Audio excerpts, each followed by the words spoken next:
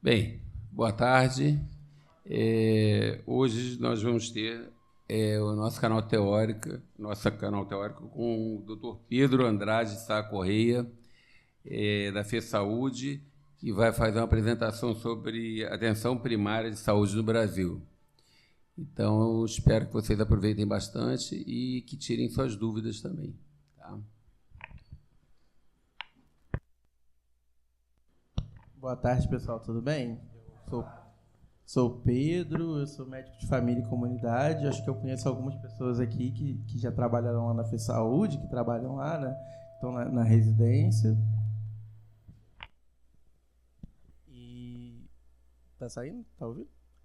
E assim, né?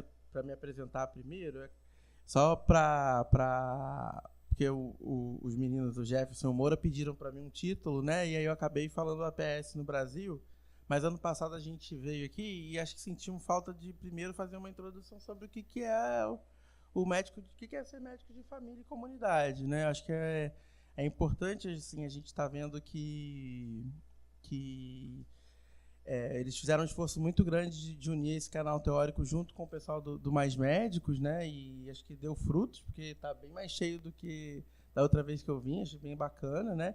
E a galera que está no Mais Médicos também agora está com a questão da especialidade, né? Uma coisa que o programa ficou devendo para o pessoal que estava nos primeiros ciclos, né? E aí estruturou, acho que de uma forma mais eficiente agora, né? Então vocês estão tendo que gravar consulta, estão tendo que fazer uma série de avaliações que são muito próprias do programa de residência também. Então acho que no final do ciclo de vocês, eu não lembro mais de 2 anos, 1 ano, vocês vão tirar o título também, né? Vocês vão ter a oportunidade de tirar o título de médico de família e comunidade.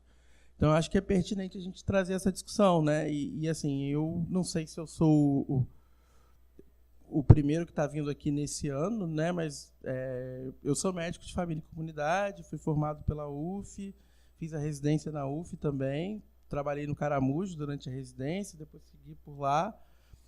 Tenho mestrado em saúde coletiva também pela UF, passei 10 anos no Antônio Pedro, né, entre mestrado, residência, graduação, e depois trabalhei um tempo na rede de Niterói como médico assistente, fui para o programa de residência médica do Rio, trabalhei na preceptoria lá durante 3 anos e voltei para ajudar a estruturar o projeto da Fundação Estatal de Saúde de Niterói, que é onde eu trabalho hoje, né? Hoje eu estou no cargo de RT regional lá da região oceânica. Então, assim, a gente não tem muito contato, porque a gente tem poucos mais médicos lá agora, a gente não tem residência ainda, mas é muito legal estar aqui, falar com vocês, falar um pouquinho apresentar a minha especialidade para vocês, né? Por que ela surge, esse contexto de necessidade de expansão dos médicos de família, né? Né? Que o país atravessa, que tenta fomentar a partir do Mais Médicos, a partir dos programas de residência, né? Das bolsas, enfim. A gente queria conversar um pouquinho sobre isso, né? E aí eu, assim, tinha dado um título mais geral, de falar de APS e tudo mais, mas eu falei, não, eu estou falando muito de médico de família, mas, afinal, o que o médico de família e comunidade faz? Vocês sabem? Ele encaminha, ele renova a receita, ele vê resultado de exame, transcreve resultado de exame, faz visita domiciliar.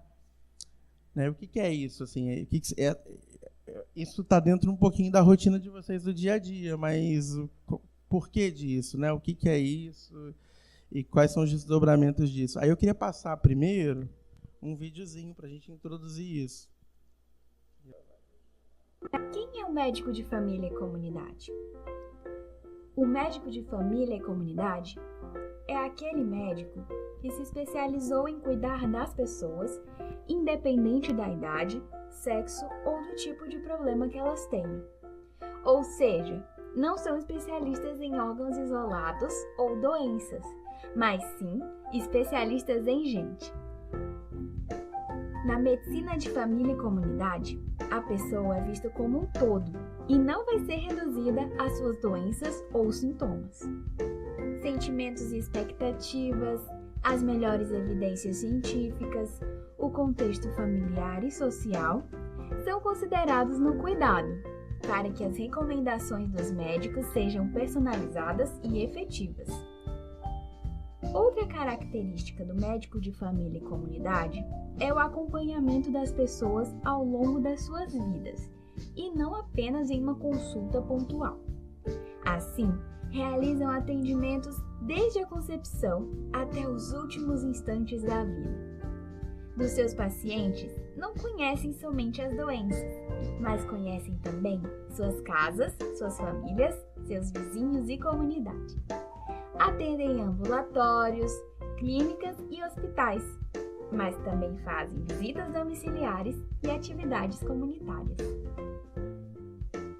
Por isso, quase todos os problemas que chegam aos médicos de família e comunidade costumam ser resolvidos sem encaminhamentos. Quando o médico de família precisa do apoio de outro especialista para resolver os problemas, ele faz um encaminhamento mais adequado e ainda assim continua acompanhando seus pacientes, fazendo o que chamamos de coordenação do cuidado. Normalmente, esses médicos trabalham perto das pessoas, seja na zona urbana ou rural, facilitando o acesso, sendo quase sempre o primeiro contato das pessoas com o sistema de saúde. Países conhecidos pela qualidade de seus sistemas de saúde, como Inglaterra, Canadá, Espanha, Holanda e Austrália, têm seus médicos de família e comunidade como elemento central para oferecer cuidados de qualidade à população. No Brasil, boa parte da população já conta com um desses especialistas para os seus cuidados. Hoje, 5 de dezembro, comemoramos o Dia Nacional do Médico de Família e Comunidade. E você? Já tem um médico de família e comunidade para chamar de seu? Como Inglaterra, Canadá, Espanha, Holanda e Austrália, têm seus médicos de família e comunidade como elemento central.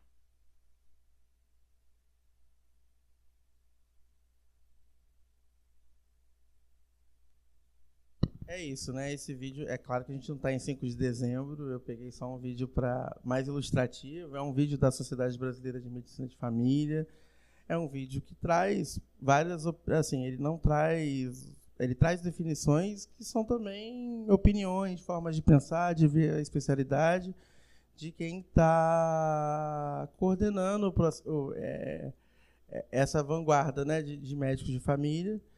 Não somos tantos assim. Na última pesquisa que foi feita, nós somos por volta de 8 a 10 mil. Né? A última que eu vi foi em 2020. Então, assim, fazendo uma aproximação, estamos na casa de 10 mil médicos de família. A gente tem um país que tem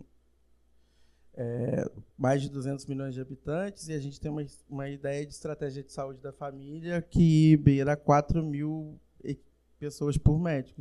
Então, essa conta aí vocês já fazem de cabeça, e ainda 10 mil não atendem a necessidade de especialista do país, por isso que tem mais médicos, por isso que tem o fomento à bolsa da residência e tudo mais, né? E aí, assim, eu queria falar um pouquinho, trazer um pouquinho essa perspectiva histórica do porquê que surge a ideia de ter médico de família, médico perto das casas das pessoas, e como que os sistemas de saúde passaram a se estruturar por isso, né?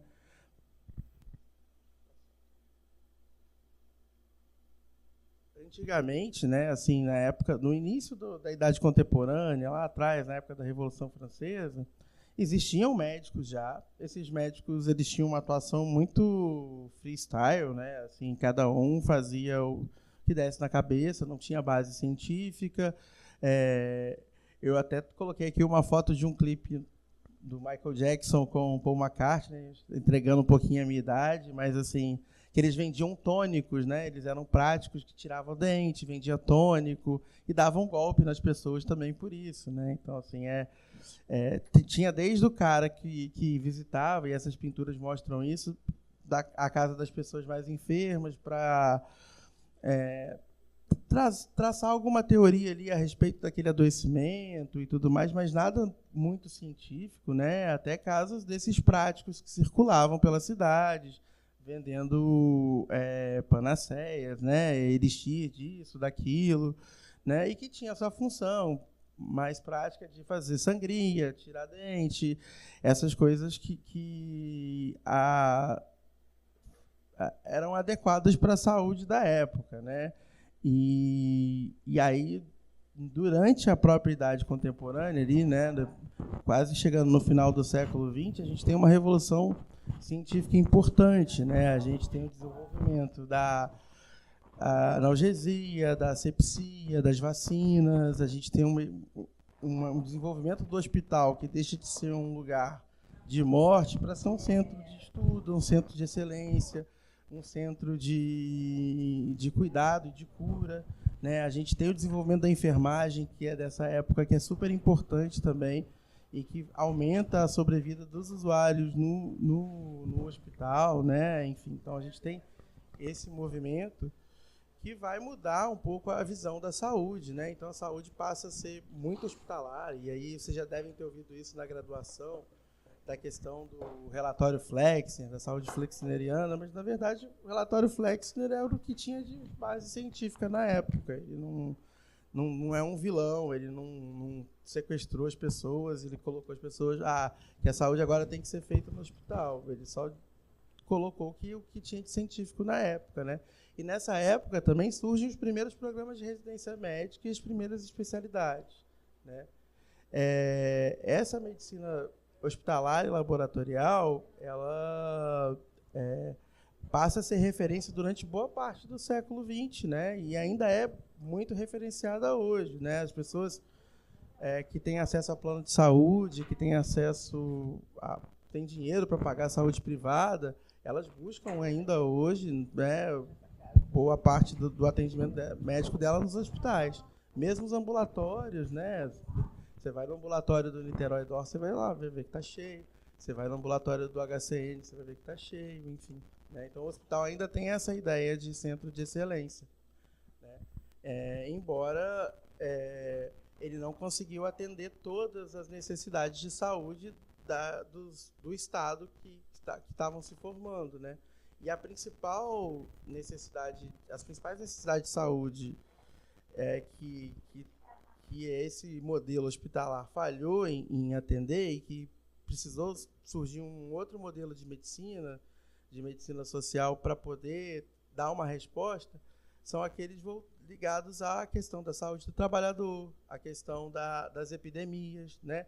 Essa foto que tem aqui à direita é a foto do mapa que o Jon Snow fez. Vocês sabem quem é o Jon Snow? Ele não é o cara do Game of Thrones. Vocês conhecem o Jon Snow? Isso, exatamente. O que ele ajudou a desvendar? Exatamente.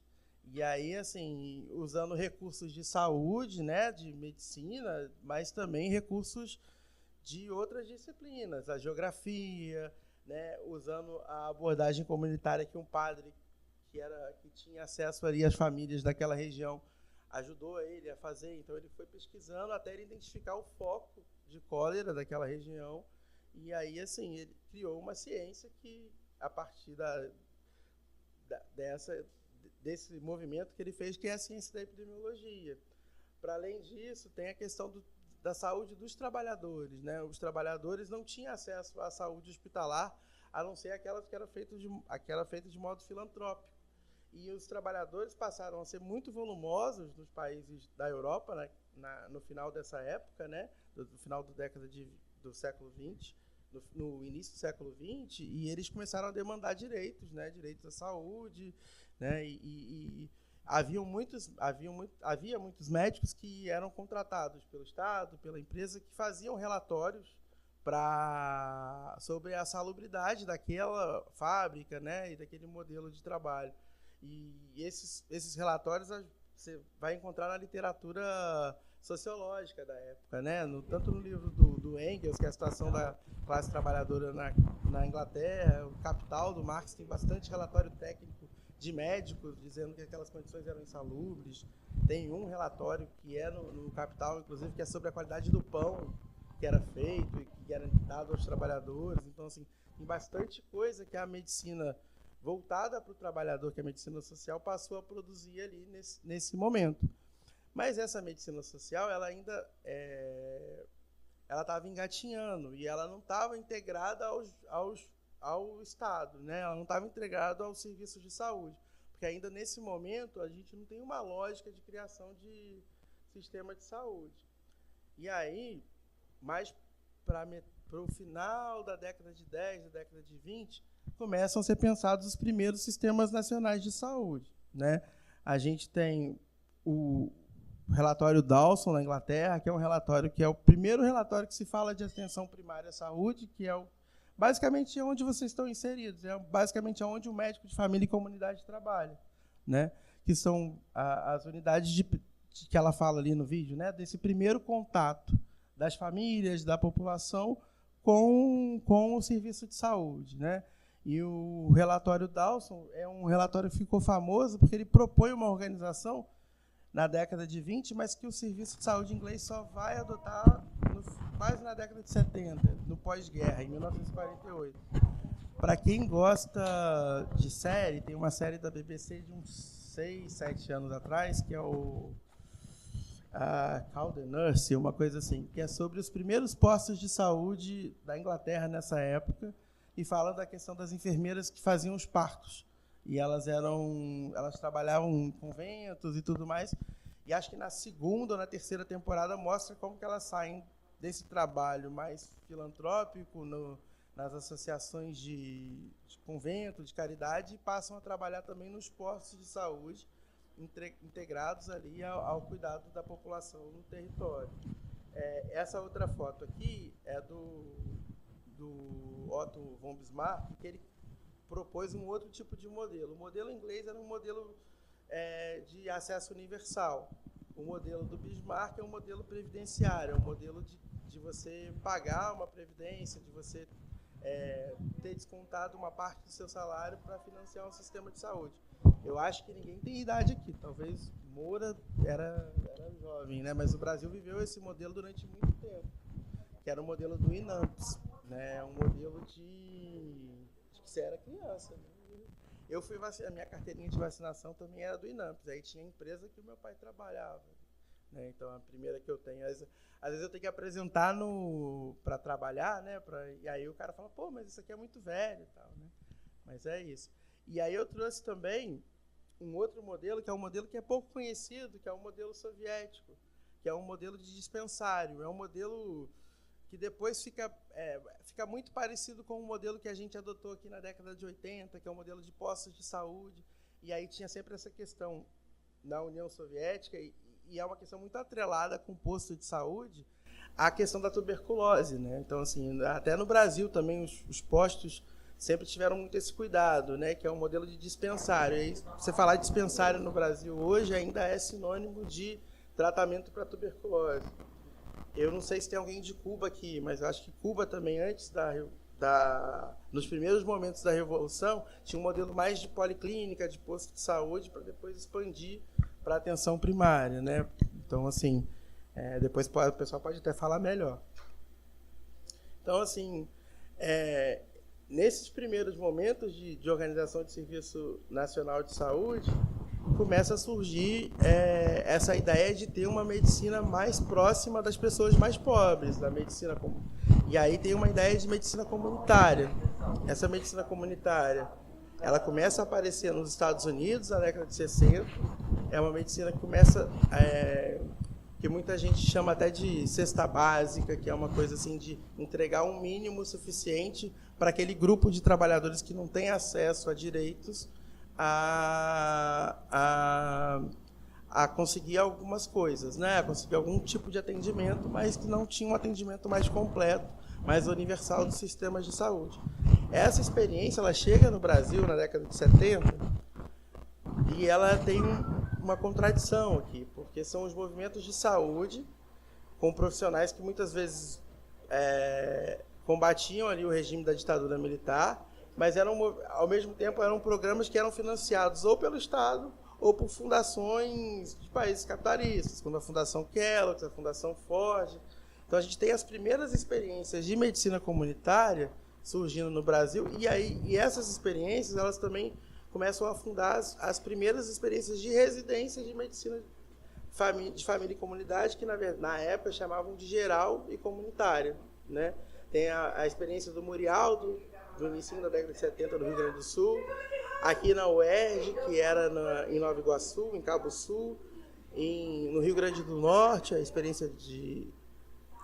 Vitória é a localidade, mas eu acho que é em Natal, se eu não me engano, né? E tem essas primeiras experiências. Projeto Montes Claros, em Minas Gerais, projeto em Niterói, aqui acho que vocês já ouviram falar um pouquinho do projeto Niterói, que é um projeto, vou pincelar rapidinho, mas acho que depois a gente pode vir falar mais especificamente sobre Niterói. É um projeto pré-PMF, pré-atenção primária do município, mas que visava a expansão desse atendimento. Então, na década de 70, principalmente o governo Geisel, que pôde se avançar em saúde, porque a gente vivia uma crise epidemiológica muito grande, talvez uma crise epidemiológica tão importante como a gente viveu no Covid, não com tantos mortos, mas assim, a gente tinha casos de meningite, cólera, em todas as regiões do Brasil, né? Principalmente a cidade de São Paulo com meningite, cólera no Nordeste.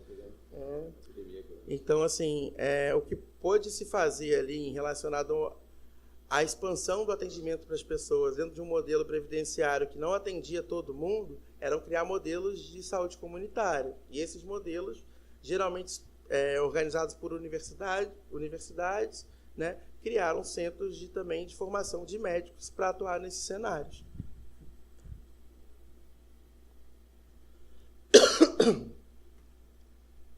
E aí, no finalzinho da década de 70, vocês já devem ter ouvido falar de conferência de Alma Ata, né? Isso devem falar para vocês, pelo menos na graduação, vocês devem ter ouvido uma vez por ano na aula de saúde coletiva lá e tal. Isso cai na prova de residência. Então, assim, a conferência de Alma Ata foi uma conferência da Organização Mundial de Saúde, que entende, né, e é um momento que o mundo entende a importância da atenção primária à saúde. Tanto muitos países capitalistas, a gente vivia um mundo ainda dividido, com a União Soviética, com os Estados Unidos em Guerra Fria, mas muitos dos países considerados capitalistas e os países socialistas também avançam para esse modelo, né? É quando Cuba faz a transição para o modelo de saúde mais voltado para a APS, né? É quando a gente tem também uma ampliação do modelo inglês, né? Enfim, e a expansão desse modelo mais de saúde universal para algumas partes da Europa ali, né? E o Brasil, apesar desse modelo, no primeiro momento, orientar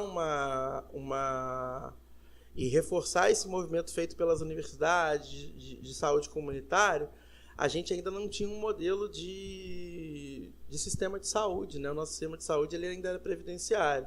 Então, a gente precisou primeiro fazer uma reforma sanitária, que era uma reforma sanitária para a criação do Sistema Único de Saúde. E aí, a partir desse momento, começa a surgir experiências, né, quando as prefeituras começam a assumir a saúde, né, começam a surgir experiências de atenção primária. Surgiu em Curitiba, surgiu em Niterói, surgiu, acho que em Santos, Campinas, enfim, modelos anteriores à estratégia de saúde da família, né? E geralmente pessoas ligadas ao movimento sanitário, à reforma sanitária, que estavam protagonizando isso. Em Niterói, né, mais especificamente, tem uma viagem importante que é do prefeito da época, que era o Jorge Roberto Silveira, com pessoas da saúde que estão aí até hoje, o Pedro Lima, que é diretor da FESaúde, a Maria Célia, que está na coordenação da FIPACAF, enfim.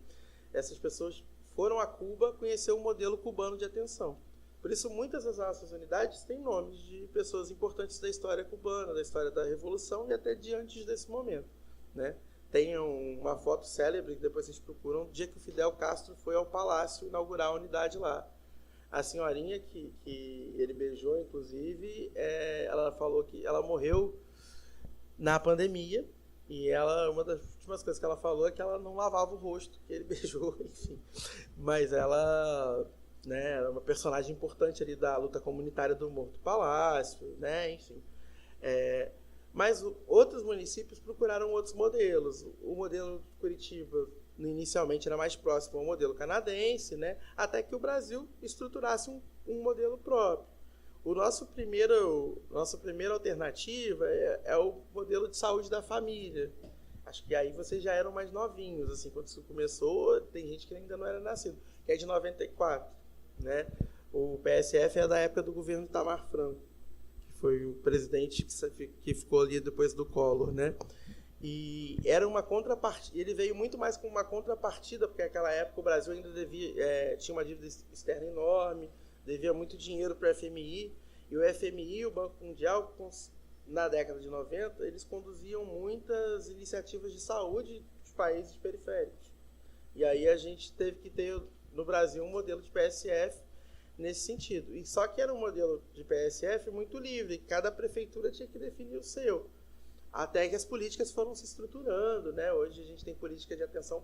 A nossa primeira política de atenção básica, acho que é de 2006, depois de 12 anos de PSF. Então, assim, as coisas demoraram para se estruturar ainda, né?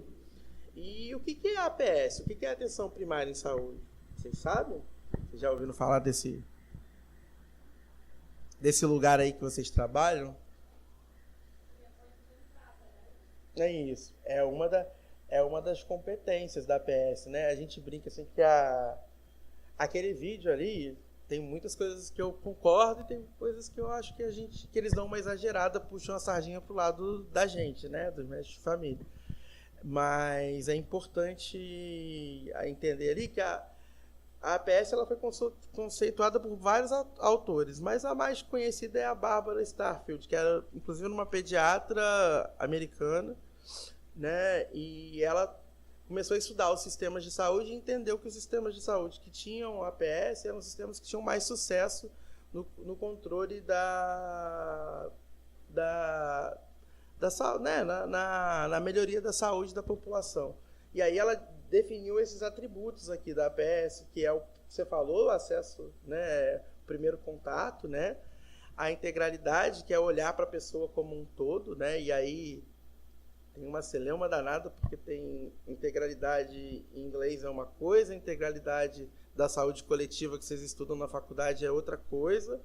Então são conceitos que têm o mesmo nome, mas que tratam, às vezes, de coisas diferentes e às vezes de coisas parecidas, mas que a gente não vai aprofundar isso aqui não, porque não tem necessidade. A longitudinalidade, que é esse acompanhamento das pessoas ao longo dos seus ciclos de vida, né? Como eles mostram ali no videozinho, do inicinho do nascimento, do pré-natal, da puericultura, até, né, dos cuidados paliativos, da chegada da morte, né? Enfim, a gente tem essa questão. E a questão da coordenação do cuidado, que muitas vezes a gente resume ao encaminhamento, né? Mas ela é uma coisa mais ampla do que isso. Embora esse confundimento aconteça, e é normal de acontecer, porque em muitos países desenvolvidos é só isso mesmo, é só o encaminhamento. A gente, como tem uma rede de saúde geral, ainda, embora tendo o SUS, ainda muito frágil e muito diferente de município para município, né? Essa coordenação do cuidado muitas vezes passa por pegar o telefone, ligar para um, ligar para outro, entender o que o paciente vai fazer lá, exigir uma contrarreferência, exigir uma contrarreferência bem escrita, né? Cobrar da regulação porque que aquela vaga não sai, né? Enfim, então assim, coordenação do cuidado para o médico de família brasileiro é ainda um grande desafio, é uma coisa que deveria ser mais simples, mas não é. E tem atributos que ela chama de derivado, a orientação familiar, orientação comunitária e a competência cultural, que não sei se vocês repararam na parte do vídeo, que ela fala assim, que ele cuida a partir, né, de evidência científica, de cuidado centrado na pessoa, mas também a partir da considerando questões familiares e sociais, né? E é interessante porque aqui a Bárbara é uma autora americana e ela não traz uma noção que é muito importante para a estratégia de saúde da família no Brasil como um todo, que vem um pouco da saúde coletiva, que é a questão do território, né? Então, assim, se você for pegar uma definição mais clássica de APS, a questão do território não vai estar ali. E alguns médicos de família brasileiros, eles advogam pela questão da lista de pacientes, de não ter uma referência geográfica, de ter uma referência por lista, né? No setor privado isso acontece muito, as pessoas que trabalham no setor privado trabalham mais com lista de pacientes. Tem um amigo meu que é médico de família do Sírio-Libanês, lá em São Paulo, e lá ele trabalha com uma carta de pacientes do Itaú. Então, assim, ele trabalha atendendo os profissionais do Itaú, independente da região que eles moram. Então, não tem aquela questão. A questão de comunidade ali tem mais a ver com a empresa onde trabalham, né? Enfim. Mas para o SUS, a questão do território é fundamental, para onde vocês estão fazendo estágio e tudo mais, porque essa questão territorial faz parte do desenvolvimento da estratégia de saúde da família, né? É muita sigla, elas parecem que dizem a mesma coisa, mas muitas vezes elas não dizem e muitas vezes elas guardam disputas ali entre elas. Isso tem, né? Então, aos pouquinhos vocês vão pegando isso. Não é também uma coisa tão simples assim. E aí, assim, né, a gente brinca assim que o médico de família tem suas cosmologias, tem aquelas suas referências mais centrais, assim, né? Pelo menos aqui no Brasil, né? Acho que no mundo inteiro, assim, hoje tem se discutido principalmente esses 5 temas. Eu acho que se vocês tiverem mais algum aí que vocês lembrarem, eu lembrei mais disso. Mas a questão da medicina centrada na pessoa, né? A medicina baseada em evidência, a abordagem familiar e comunitária, a questão da prevenção quaternária. Eu não sei se vocês conhecem a iniciativa do Choosing Wisely, lá nos Estados Unidos, no Canadá. Eles fizeram até uma musiquinha uma propaganda com a musiquinha do Bruno Mars, para as pessoas pararem de fazer exame desnecessário, orientando as pessoas à avaliação mais correta dos rastreamentos mais corretos, enfim. E a questão da governança clínica, que é uma questão mais recente, que vem do sistema de saúde inglês, mas também a gente aqui bebe muito da experiência de Portugal, porque a expansão maior que teve de saúde da família recente no Brasil foi no Rio de Janeiro, e eles beberam muito da experiência portuguesa. E a questão da governança clínica nada mais é do que uma série de ações cotidianas ali para que você desenvolva uma melhoria da qualidade contínua dentro do processo de trabalho do médico de família e da atenção primária, né? E no Brasil, né, para encerrar, a gente vai trazer um pouquinho dessa história, né? A estratégia em 94, como eu falei, e aí tem uma questão que da sociedade que é importante, que é bom a gente comentar, porque a Sociedade de Medicina de Família e Comunidade, antes ela chamava Sociedade de Medicina Geral e Comunitária, e nela havia uma disputa, porque tinha algumas pessoas ligadas à saúde coletiva, enfim, e com essa renomeação em 2001, né, muitos autores consideram isso como um rito de passagem para que os médicos de família pudessem serem encarados como uma especialidade de fato à parte da saúde coletiva. O Mais Médicos é um programa, né, que vai dar um boom na especialidade, né? Acho que o governo falha nas primeiras fases na questão de criar as especialidades, ela não conversa com os programas de residência, né? E agora parece que a ideia está mais próxima da sociedade brasileira, de garantir a questão da prova de título, né? Pelo que eu estou entendendo. E, enfim, as coisas estão caminhando nesse sentido.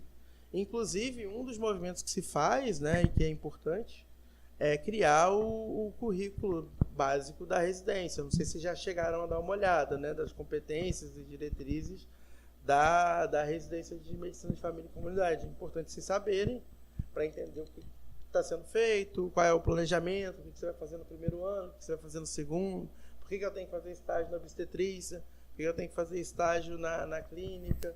Né? Tudo isso no Getulinho. Então é importante vocês conhecerem isso, né? Mas é isso, pessoal. Acho que a apresentação foi essa. Eu fui grosseiro, não coloquei nada no final de agradecimento, mas agradeço a paciência de vocês. Eu acho que assim, é um tema que eu tentei ser mais rápido, trazer coisas mais do dia a dia, mas acho legal trazer essa contextualização histórica do que vocês estão fazendo. Eu sei que para muitos não é um projeto de vida ser médico de família, é um tempo que vocês estão para se recuperar do baque que é da faculdade, baque financeiro, né? Enfim, de se reestruturar. Para outros, estão aproveitando para conhecer essa especialidade. Enfim, eu gosto muito. Financeiramente, ela não é a mais atrativa, mas em outros aspectos de vida, eu sou muito feliz na medicina de família, né? E advogo sempre quem tiver interesse, quem quiser continuar por esse caminho que é muito legal, assim, né? E é isso. Fico aberto para vocês perguntarem, fazerem as colocações de vocês e os apontamentos, se tiverem.